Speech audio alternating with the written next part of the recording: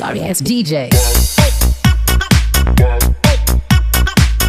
Hello दोस्तों, हमारे channel रंग बिरंगी दुनिया में मैं आप लोग का बहुत बहुत स्वागत करती हूँ।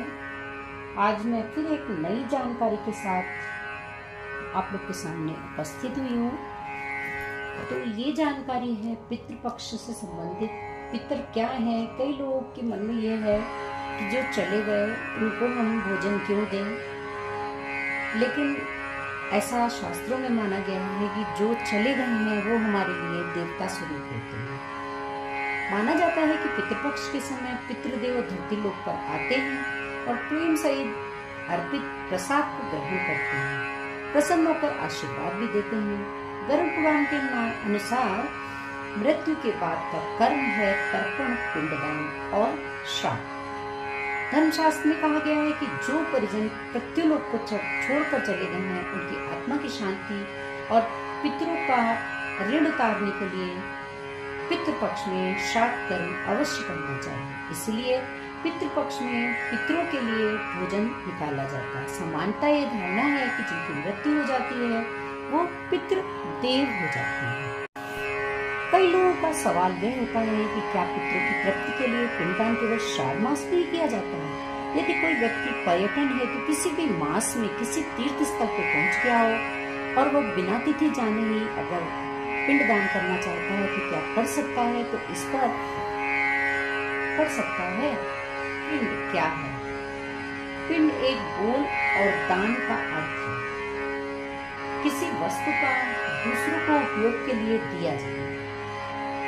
दक्षिण की तरफ मुख करके जनेऊ को दाएं कंधे पर रखकर चावल, गाय के दूध, घी, शक्कर और शहद को मिलाकर तैयार किए गए पिंडों को श्राद्ध में श्रद्धा भाव के साथ अपने पितरों को अर्पित करना ही पिंडदान कहलाता है। इसका उद्देश्य दिवंगत आत्मा जिसने पुनर्जन्म नहीं लिया हो, उसकी मुक्ति हुई हो, उसको अलौकिक विश्व से शुदा से मुक्ति करने के लिए सहयोग देता है, क्योंकि हमारा शरीर भी उन्हीं की देन है। ऐसा मानकर पूर्वजों को याद करना भी एक कारण है।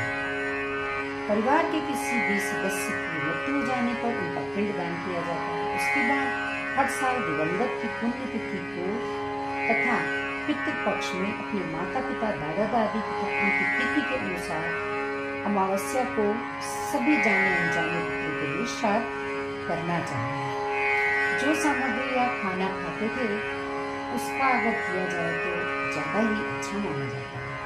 कुछ लोग मानते हैं कि पिंडदान और श्राद्ध अलग अलग है, लेकिन मुझे लगता है कि उद्देश्य दोनों को एक ही है, सिर्फ पितरों को याद रखना।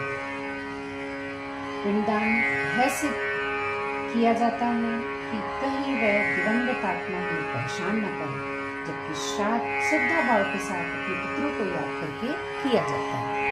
कई लोगों को तिथि नहीं पता होती है तो गया जी में लोग अपने पितर को अकाल मृत्यु को जो पाप प्राप्त हुए हैं, हमें लगता है कि उन्हें मुक्ति नहीं मिली है, उसका पिंडदान करते हैं। इसका अंदाजा जब वह पितर परिवार के किसी सदस्य को दिखने लगे तो उसके मोक्ष के लिए गया जी अवश्य जाना चाहिए और वहां पर पिंडदान करना चाहिए। सन्यासी बनने के लिए भी खुद का पिंडदान स्वयं के द्वारा किया जा सकता है। क्या पिंडदान किसी भी जगह और किसी भी समय किया जा सकता है?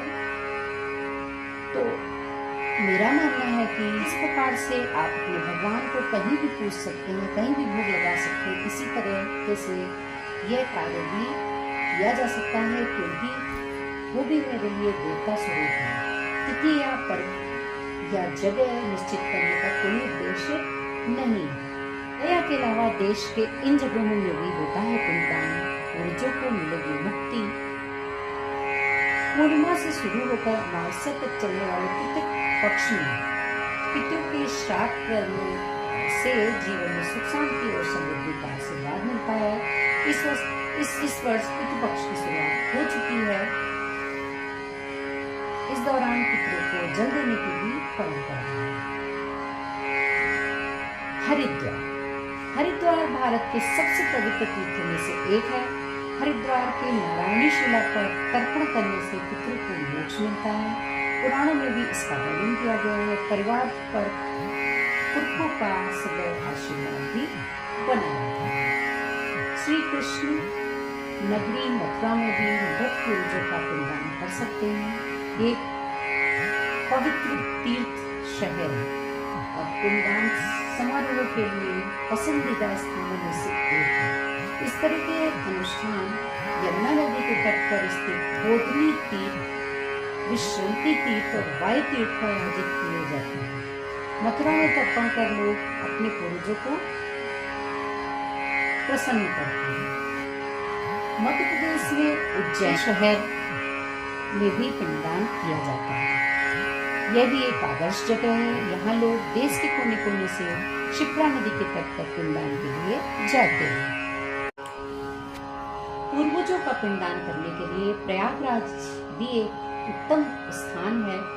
त्रिवेणी संगम नदी भी बहुत पवित्र मानी जाती है। मृत्यु के बाद एक आत्मा को जिन कष्टों से गुजरना पड़ता है वो सभी कष्ट यहाँ पिंडदान करने से दूर हो जाते हैं। यहाँ के जल में स्नान करने मात्र से पाप धुल जाते हैं और आत्मा जन्म मरण के चक्र से मुक्त हो जाती है।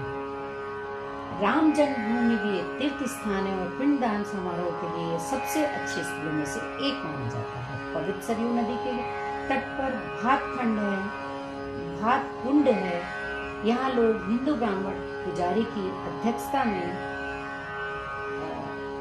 अनुष्ठान करने के अपने दायित्व को पूरा करते हैं। एक प्रथा के रूप में जो लोग अपने पूर्वजों के लिए यहाँ हवन भी करवाते हैं। पितरों के श्राद्ध और पिंडदान के लिए लोग यूपी के वाराणसी शहर को भी बहुत उत्तम जगह मानते हैं। काशी की गंगा नदी पर लोग अपने मृत पूर्वजों का पिंडदान करते हैं। ऐसा कहा जाता है कि जो यहाँ अपने पितरों का पिंडदान करते हैं उनके मृत पूर्वजों की आत्मा को शांति मिलती है। पिंडदान के लिए बिहार बोध गया सबसे ज्यादा उत्तम जगह मानी जाती है और एक ये महत्वपूर्ण स्थान भी है। समारोह आमतौर पर फाल्गु नदी के तट पर आयोजित किया जाता है, जिसे भगवान विष्णु का अवतार कहा जाता है। पितृपक्ष के दौरान देश के कोने कोने से लोग बोध गया में पिंडदान करने पहुंचते हैं। माना जाता है कि गया अपनी कथित शुद्धिकरण शक्तियों के लिए श्राद्ध करने के लिए एक उपयुक्त स्थान है। उड़ीसा राज्य में बंगाल की खाड़ी के समुद्र तट पर स्थित पुरी महानदी और भार्गवी नदी के तट पर भी यह कार्य पूरा किया जाता है।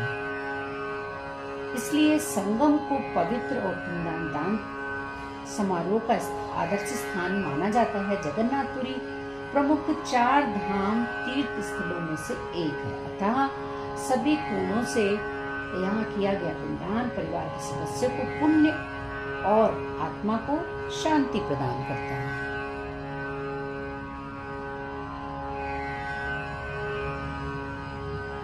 इस लेख में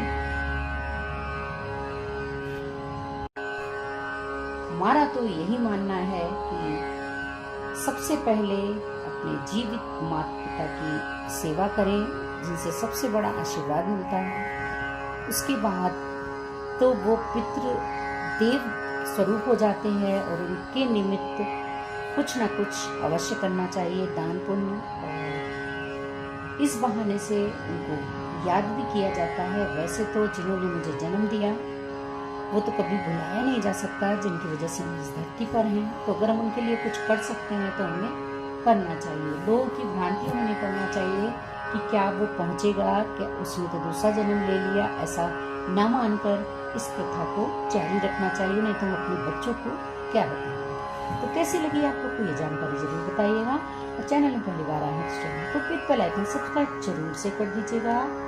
जय Shri Krishna, Radhe Radhe. Sorry, it's DJ.